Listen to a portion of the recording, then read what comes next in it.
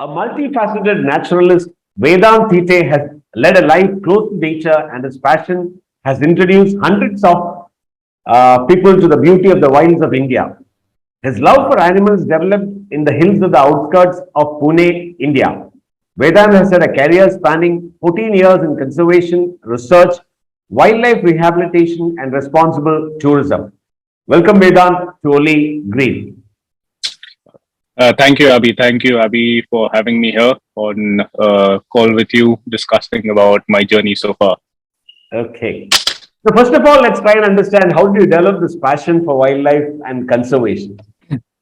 So, my passion and this career basically like started off. I mean, it did not exactly start off as a career, but it just started as a keenness to kind of understand what is happening around. Like it started when our house basically was a little further away from the city, and there were quite a lot of snakes. We used to see fox, hare, maybe some jungle cats. Maybe I don't remember because I was a kid. Uh, but I just remember I that like there used to be lots of snakes coming in and out in our garden and stuff. So my dad used to take a stick and like just shoo them off. Uh, so that kind of led me to like getting to kind of explore by watching different kind of channels and stuff like Discovery and stuff, to kind of understand what is happening and how these snakes are slithering, and like just getting to know the basics basic. um, and yeah, like slowly, like there used to be some snakes which my dad used to put in a bag, and like I used to just go a little further away and drop them off, so that they don't come back to our house. Like because like larger snakes we could see, at least like smaller snakes we could not. So and like, there was nothing in the vicinity, at least like except for like two or three bungalows in the vicinity. There was nothing else. So yeah, that was like a regular thing. And yeah, this was literally when I was about 8 or 10 years old. So since then it started like that, um, like feeling of kind of getting connected to nature had started in a way, but I never thought of that as a career initially, or pursuing it initially. And like only after my 10th grade, 10th standard, like did I start volunteering in the snake park in Pune. So I was helping them with rescues, rehabilitation, as well as like there was an orphanage there. So I used to just volunteer, go there, catch a couple of buses to reach there because like it was the other side of town from my place. So yeah, like basically I was doing it like a job, but like as a volunteer, just out of passion and curiosity. And I used to yeah work in the orphanage, like feed the animals, help the doctors treat the animals, like just kind of get to know, and like ended up kind of bonding with some animals over there as well. Like and then yeah, rescue and rehabilitation continued. Um, and yeah, so after that is when like I started working or volunteering rather with an organization called Pugmarks Holidays in Pune. So that's where I got to meet quite a few people who were into wildlife, who were into research, who were into conservation, and generally travel and adventure. So that's where like I got to know most of the things, as to what all options are there in this field. So yeah, initially like I was much more inclined towards research and all, but slowly kind of understood that more than lab work, I would prefer to be on the field. So slowly I My, kind of my next question was into that. I yeah. mean, Sorry, when I sorry. when I I when I I'm when I continuing. when I went through your profile, I mean, I could make out that you started off as an academician with a lot of Yeah, research papers in your name. yeah, yeah, Then you got the yeah, call into the field of yeah, responsible tourism and moved to that field. What yeah. was that? Why was it shift from So an academician to a yeah. tourism person? Well, I wouldn't call myself a academician exactly, but like I haven't been that a great student, frankly. And yeah, I kept shifting shifting fields initially to kind of understand what exactly I would like to do. So yeah, I did my 11th and 12th in commerce. Then I got this like energy of starting something in research. So I did my 11th and 12th in science as well. And during that period, like again, like physics did not help me. So I just gave that up. And then yeah, then as I said, side by side, I kept doing some individual research and like worked with some institutes in Pune, like ICER, and like it was again like individual research with a bunch of friends that we used to go and observe or like find things and explore different areas. And yeah, slowly like working in this continuously, I realized that it was more of lab work than field work. So 80% was lab work, 20% field work, and I wanted it to be the opposite. So that's why, and that's where it came into the picture that I want to do something a little different. I mean, I love research and studying animals and all of that, which I continuously am doing side by side while I'm working in the tourism industry as well. So yeah, Okay. like it's been. Now you have started a lot of initiatives in the responsible tourism domain. Can you throw us some light on what exactly is responsible tourism and also the message that you're trying to convey through this activity? So, responsible tourism, I have worked with different companies in the past. So, the largest of them being Sujan Luxury, which is mainly their properties are based in Rajasthan right now. So, I was working with them for the last 8 years, and they had a large CSR wing. So, there was quite a lot of funds which were going into the local communities and conservation. So yeah, we were basically like right from adopting certain schools in the villages, looking after the infrastructure, the kind of education they're getting, like basic requirements that the school and the students have, right from that to conducting veterinary camps in the villages so that their livestock and cattle is healthy and well, which indirectly also affected the animals which were moving around, like the carnivores which were around, which might end up feeding on such cattle after they're dead. Um, so we would like means it was like indirectly it was impacting and conserving the animals as well in the area. um, and then we also started like a health van, like a health first aid van, kind of a thing, a preliminary health van basically, wherein like the van would circulate between different villages and basically give basic treatment to the people who are in need.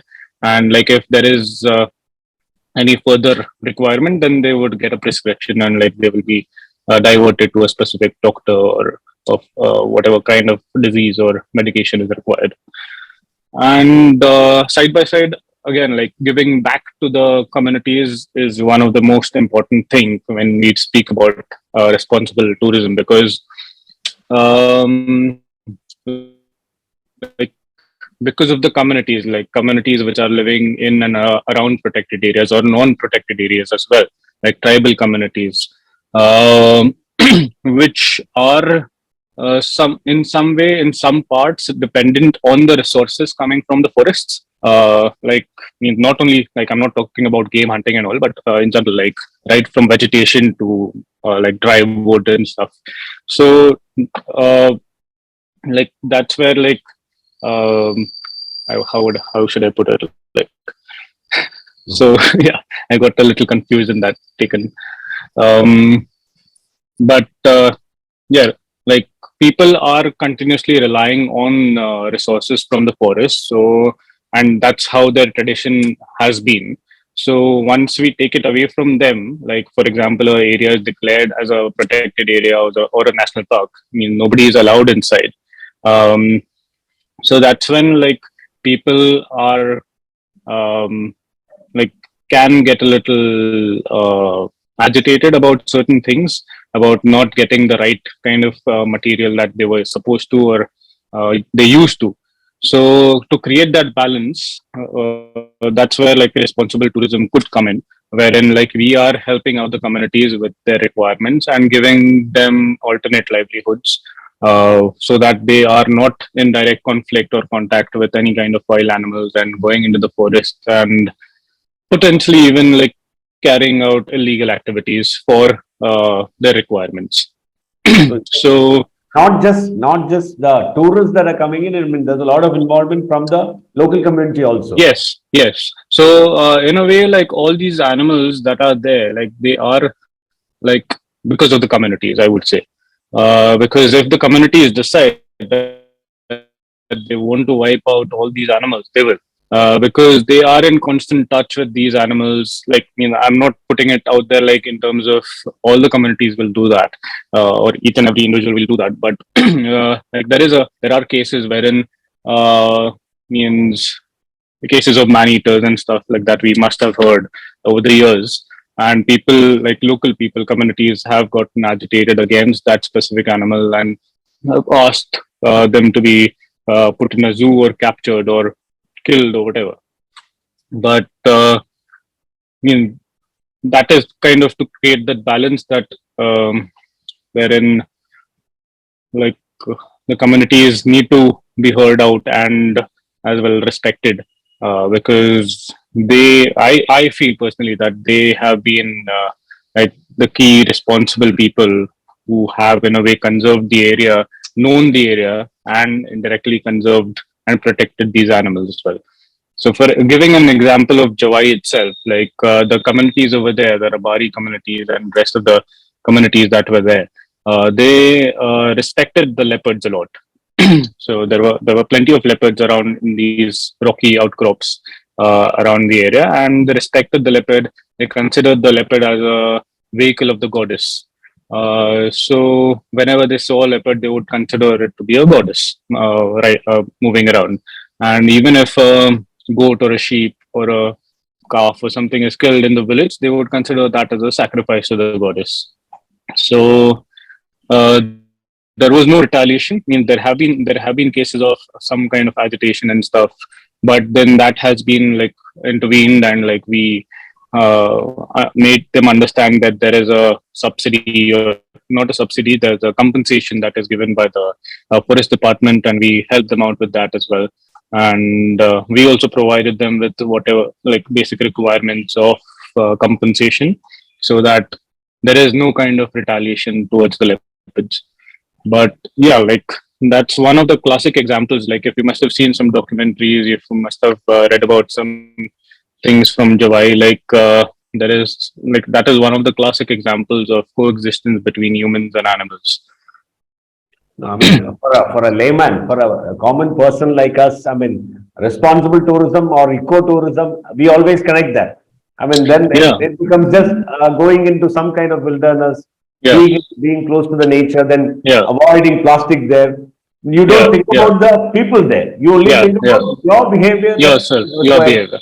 Yeah. Yeah, yeah. Your behavior is also required. Like one of the most important thing that is there. Like it comes from your behavior itself. Like you looking at the smallest of the things that might affect or leave a carbon footprint behind, and trying to reduce that in some way, that is where it starts basically. Like it needs to start from you, and like then it goes to others as well.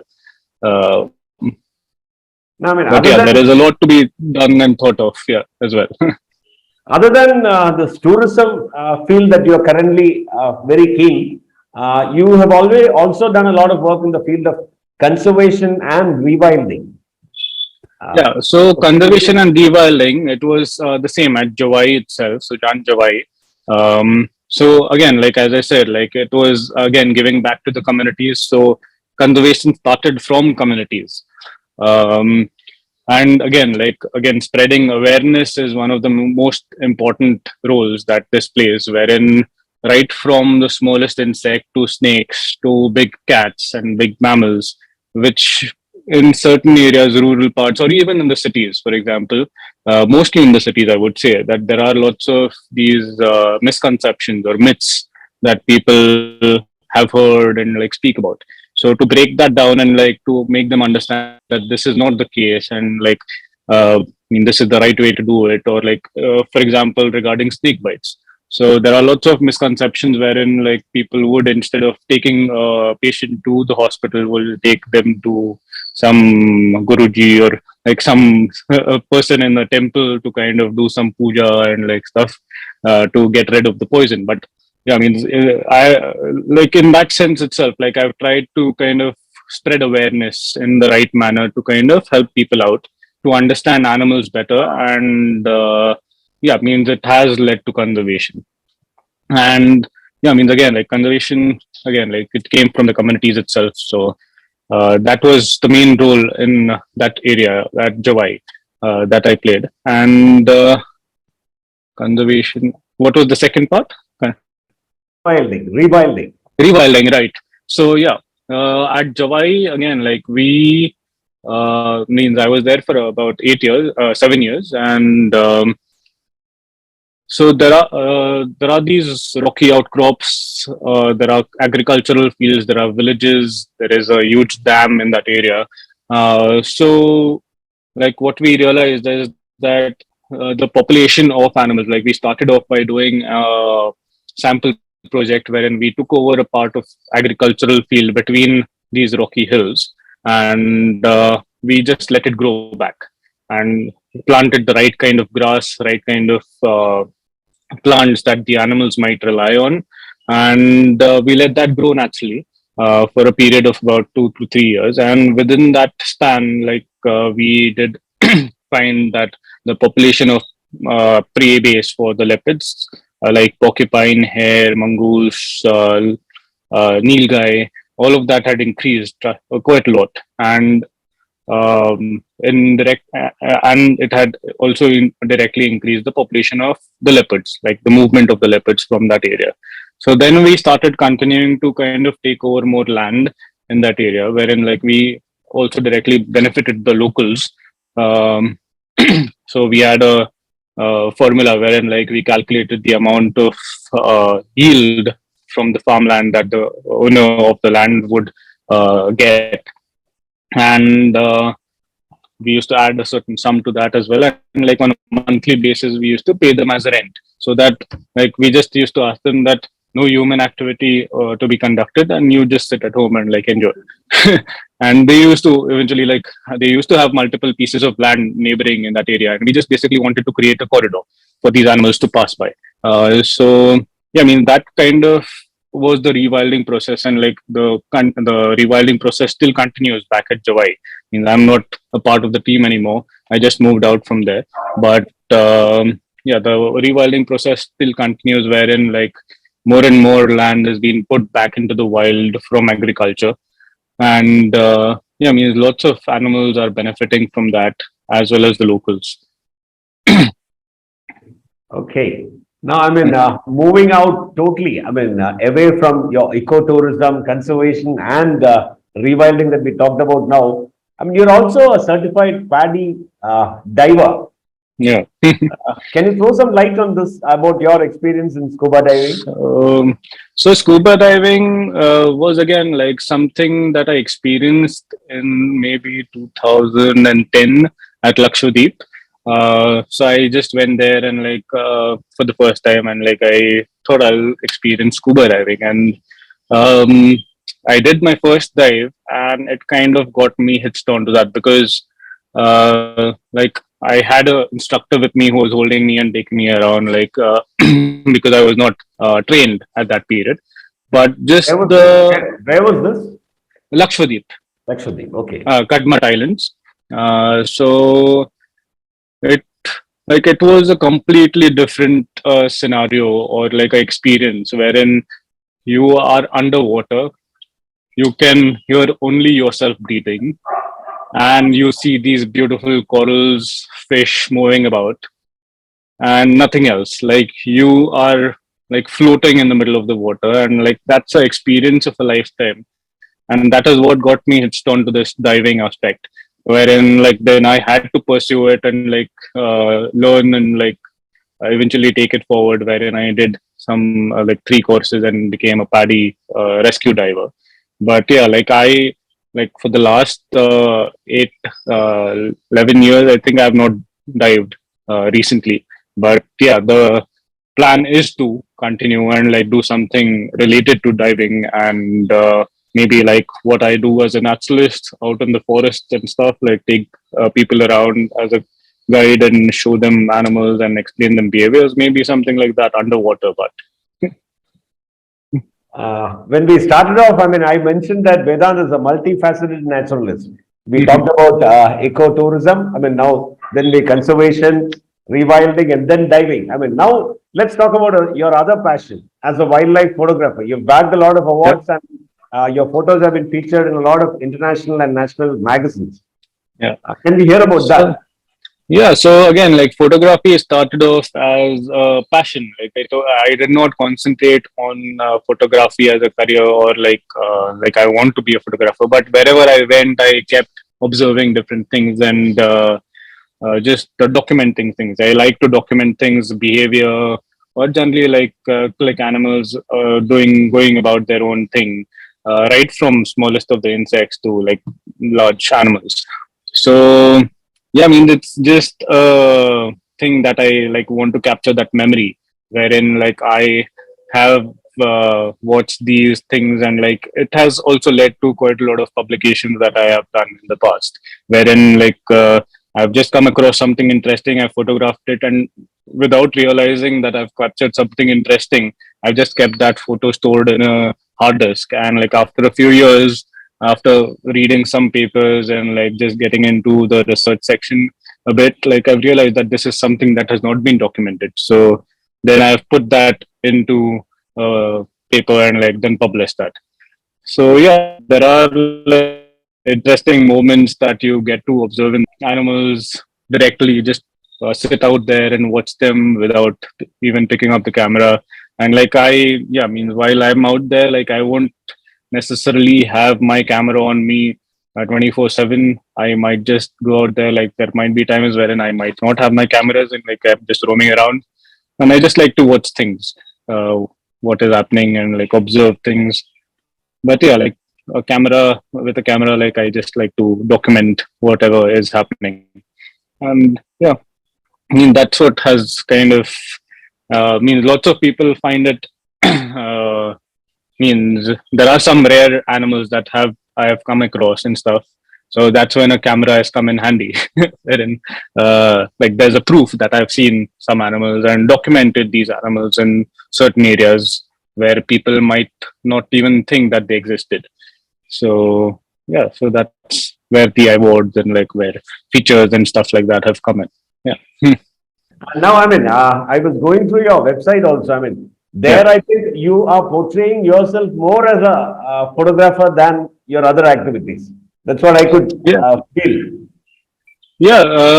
Yeah. Means I yeah, like I didn't know how to put myself in different words, so I had to kind of feature something or the other in there, and then concentrate on photographs as well because yeah, means photographs have been playing quite a large role in like displaying or showcasing where all I've been and what all I've been seeing, and so yeah, like that is why it comes in that manner in a way of speaking and Pictures, writing as well.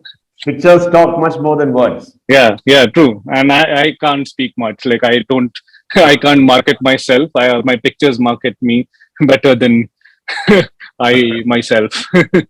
Okay. Now coming to your latest, or maybe I mean, you have started a new initiative in the last maybe 1 or 2 months, and Yeah, you're continuously on the move to promote that to get things organized.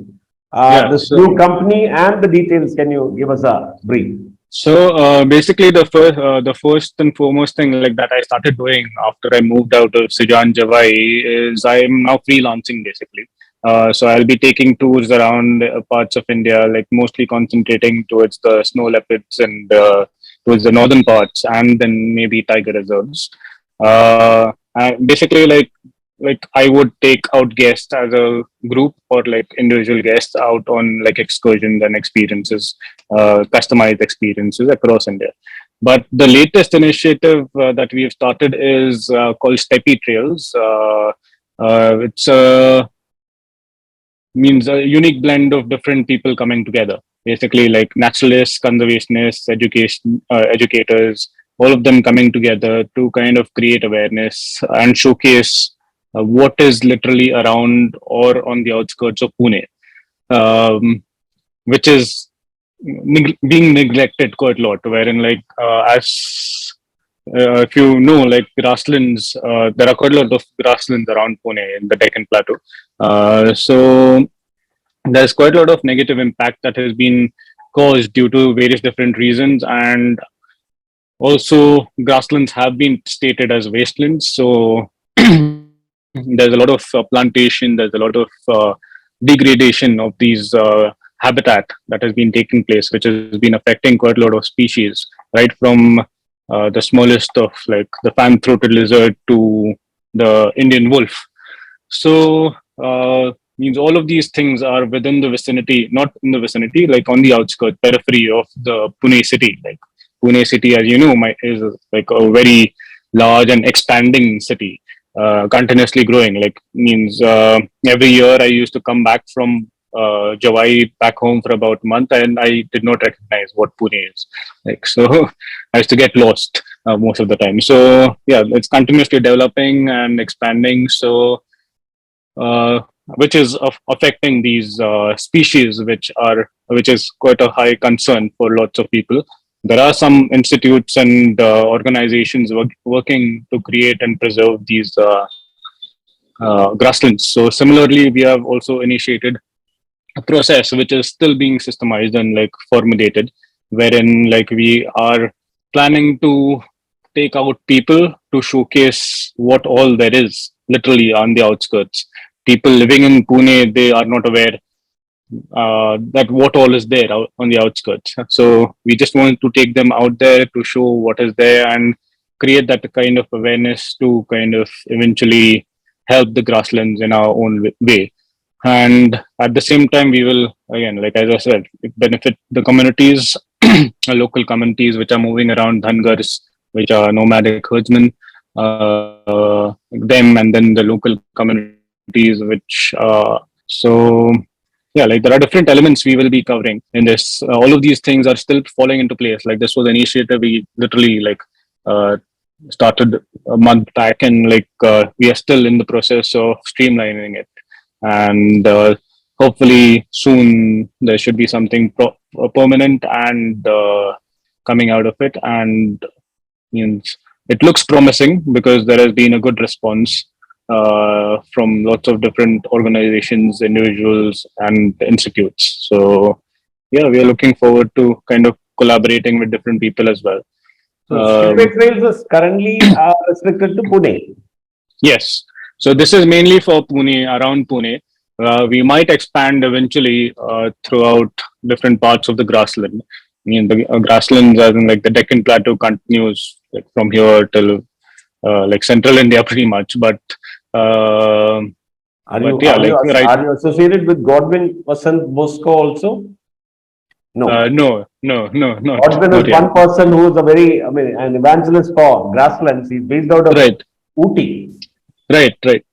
So yeah, that's what like we are looking at collaborators, and we are going to be looking at help in terms of research and like education and creating awareness around the area to kind of conserve these grasslands. So yeah, we will be getting in touch with people like Godwin and like quite a few other scientists as well who have already mentioned to us that they will be interested in helping us out.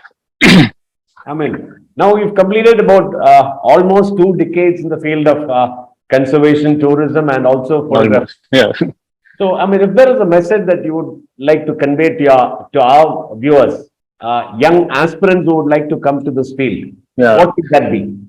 So yeah, like I have been conducting actually small workshops and like talks about creating awareness on careers in this field, wherein like people are not still aware of what all is available in this field. Like it's only in the last 5 or 6 years that people have been stepping out of their comfort zone, not becoming like not sticking to the city jobs and going out of their comfort and exploring different careers in the wild. So yeah, that's my like message that I would like to convey. That yeah, just you just need to take that step and like things fall in place eventually. And yeah, now that people are there to kind of mentor or help you and talk to you about um, like means like for example me, like I would like to kind of mean there are people who come and ask me about what all is there, means like right from relatives to friends to different random people who might come in touch with me, that how have you started and what is there, because one of the most important things that we look at is money, and that's how everyone's bread and butter comes in. So that's where the main challenging part comes in place, wherein if there's no money, you're not sustaining yourself for a longer run. But yeah, like eventually, if you stick it out and like if you continue uh, stably in this field, you might be satisfied, not maybe monetarily as well as like within yourself. Like you'll be happy basically. So that is, in a way, that is one of my message, wherein like you just need to be happy, like you just need to pursue your passion, and means rest of the things fall in place, wherein yeah, you just need to find happiness in a way. I mean, what I could gather from that is, I mean, you need to have the passion, but then you need to figure out how you can monetize your passion also, so that In you a can way, have a longer run. Yeah. well, in a way, like initially, like when I started, I did not think, means I until recently, I did not think of it monetarily. I just kept doing what I was doing.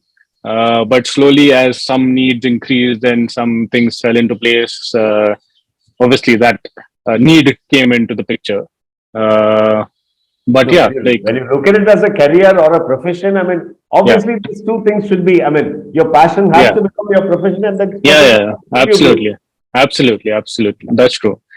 So, yeah, means, yeah, there are quite a lot of things in play in a way, wherein like you just kind of have to blend in with certain things and accept certain things, but also continue your passion, wherein you kind of are led with a mind, like with a mind which is focused on what you want to achieve. And like, yeah, I mean, that's what will, yeah, make you happy and like be satisfied with whatever you're doing. Okay, thank you, Vedant. I mean, it was really Yeah. wonderful talking to you. I mean, the lot of passion I can see in your eyes. Wishing you all the very best. You Yeah. and your initiative, Steppe Trails, all the very best in the Yeah. future. Thank you. We'll Thank be you in so touch. much. Thank Thank you you. so much, Abhi. Yeah.